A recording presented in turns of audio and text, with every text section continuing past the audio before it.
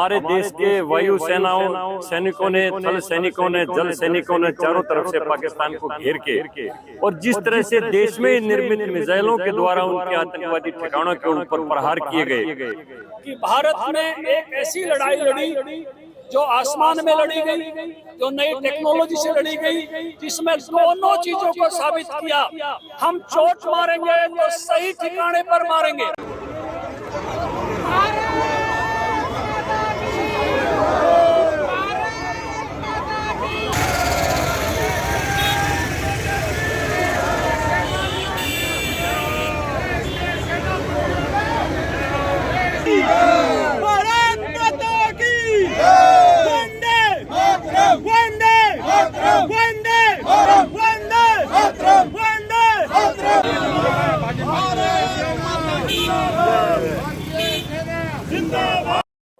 बस भाई हो गया भाई।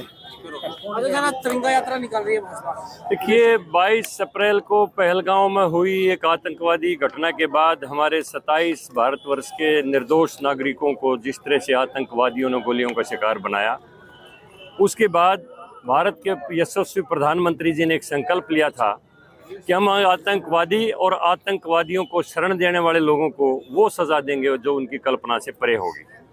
और अपने संकल्प को सिद्धि में साकार करते हुए प्रधानमंत्री जी ने 7 मई को जिस तरह से पाकिस्तान को जो सबक सिखाया, हमारे देश के वायु सेनाओं सैनिकों ने, थल सैनिकों ने, जल सैनिकों ने चारों तरफ से पाकिस्तान को घेर के और जिस तरह से देश में निर्मित मिसाइलों के द्वारा उनके आतंकवादी ठिकानों के ऊपर प्रहार किए गए, एक भी हमारी मिसाइल को पाकिस्तान का कोई भी सिस्टम इंटरसेप्ट नहीं कर सका और ठीक टारगेट के ऊपर 100 आतंकवादियों को मौत के घाट उतारा भारतीय सेनाओं ने। उसको पराक्रम दिवस के रूप में पूरे देश के अंदर मनाया जा रहा है और तिरंगा यात्राएं निकाली जा रही हैं। हमारे यशस्वी प्रधानमंत्री जी ने 12 मई को जो पूरी दुनिया को संबोधित किया है कि टेरर और टॉक बराबर नहीं चल सकती हैं, टेरर और ट्रेटी बराबर नहीं चल सकती हैं, खून और पानी एक साथ नहीं बह सकता है, टेरर और टॉक एक बराबर नहीं हो सकती हैं। इसलिए विश्व समुदाय से भी उन्होंने कहा कि पाकिस्तान का हिंदुस्तान का द्विपक्षीय मामला है, हम तीसरी किसी शक्ति को बीच में नहीं लेंगे और भारत का पाकिस्तान से अगर कभी कोई संवाद होगा तो POK के ऊपर और आतंकवाद के ऊपर होगा। और हम किसी भी आतंकवादी घटना को भविष्य में एक युद्ध की शुरुआत के रूप में लेंगे। जो भी हमारे देश के ऊपर आतंकवादी घटना होगी उसका परिणाम एक युद्ध के रूप में होगा और पाकिस्तान का प्रधानमंत्री नरेंद्र मोदी घोषणा कर रहे हैं। देखिए, ये तो एक कांग्रेस की बौखलाहट है। इस देश का इतिहास आप जान सकते हैं। 1948 में भारतीय सेनाओं ने पाकिस्तान को हरा दिया, लेकिन टेबल के ऊपर नेहरू ने देश को हरा दिया। 1965 में भारत की सेनाएं लाहौर तक पहुंच गई, पाकिस्तान को हरा दिया, लेकिन टेबल के ऊपर लाल बहादुर शास्त्री जी हार गए। 1971 में भारतीय सेनाओं ने पराक्रम दिखा के 90,000 सैनिकों को गिरफ्तार कर लिया, लेकिन 90,000 सैनिकों को टेबल के ऊपर शिमला समझौते में रिलीज कर दिया और अपने 58 सैनिकों को इंदिरा वापस नहीं ले पाई। हमेशा कांग्रेस ने सेनाओं के मनोबल को नीचा किया है और प्रधानमंत्री जी ने यह कह दिया है कि मेरे देश के जितने भी पैरामिलिट्री फोर्सेज हैं, चाहे BSF है, चाहे ITBP है, चाहे CRF है, CRPF है, चाहे कोई भी पैरामिलिट्री फोर्सेज हैं और उसके साथ साथ हमारी मिलिट्री फोर्सेज हैं, उनको खुली छूट है। कभी भी कोई आतंकवादी घटना हो तो उनको इजाजत लेने की जरूरत नहीं है, पाकिस्तान को सिखाएंगे। कहीं ना कहीं सबूत मांग रही है। ऐसा है, इन्होंने तो पीछे सर्जिकल स्ट्राइक के भी सबूत मांगे थे। पाकिस्तान कह रहा है कि हमारी कमर तोड़ दी भारत ने, लेकिन कांग्रेस सबूत मांग रही है। पाकिस्तान पूरे विश्व में चिल्ला रहा है कि हमारे सारे सिस्टम को कोलैप्स कर दिया भारत ने, लेकिन कांग्रेस सबूत मांग रही है। ये अपनी बौखलाहट है। अब इसका क्या इलाज है? लेकिन वो आपके साथ तो थे इस मुद्दे को। देखिए, इस मामले में तो हर पार्टी को, हर वर्ग को, हर जाति को, हर संप्रदाय को देश के साथ होना चाहिए। और मोदी जी जब कोई प्रहार करते हैं दुश्मन के ऊपर तो उसमें सबूत की कोई गुंजाइश होती नहीं, सबूत मांगने की जरूरत नहीं होती, सारी दुनिया को उसका पता होता है। इस मामले को बिहार चुनाव से जोड़कर भी देखा जा रहा है, कह रहे हैं कि इसमें चुनाव कहां पर आ गया? क्या पहलगांव की घटना कोई चुनाव के लेकर आतंकवादियों ने की है? उन्होंने हमारे निर्दोष नागरिकों को गोलियों का शिकार बनाया। क्या उनके टारगेट कोई बिहार का चुनाव था? इस समय देश के सामने आतंकवाद एक बहुत बड़ी चुनौती है।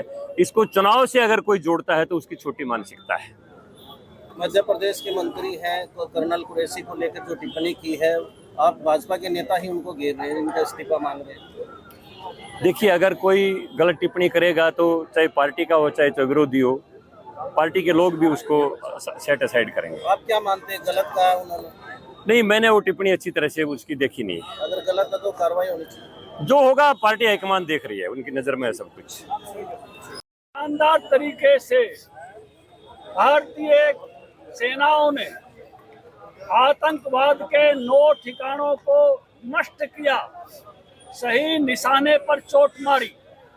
और जब पाकिस्तान ने उन आतंकवादियों का पक्ष लेते हुए और हमारे यहाँ जिस प्रकार की छेड़छाड़ शुरू की, उसके बदले में उनके एयरपोर्ट, चाहे नूर खान हो, चाहे रहीम खान हो, चाहे सरगोदा हो, चाहे भेलारी हो, ऐसे सभी एयरपोर्टों पर जो चोट की, 12 से अधिक उनके डिफेंस के अन्य स्थानों पर जो चोट की, और उसके कारण से पूरे देश में जो उत्साह है कि भारत ने एक ऐसी लड़ाई लड़ी जो आसमान में लड़ी गई, जो नई टेक्नोलॉजी से लड़ी गई, जिसमें दोनों चीजों को साबित किया।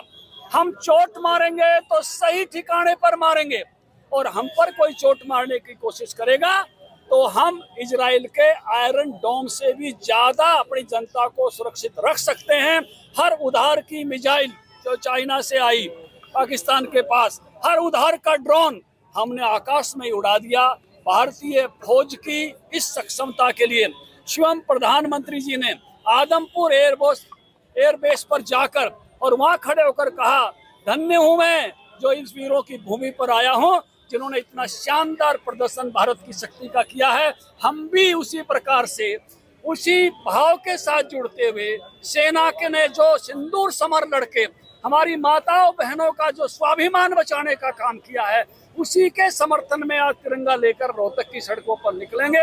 ये पूरा जन जवार उसके लिए उठकर आया है, और सभी प्रमुख लोग रोहतक नगरी के उसके लिए उठकर आए हैं, और सभी प्रमुख नेतागण भी उसके लिए उठकर आए। अगर अमेरिका बीच में नहीं आता तो भारतीय सेना इस्लामाबाद तक पहुंचे।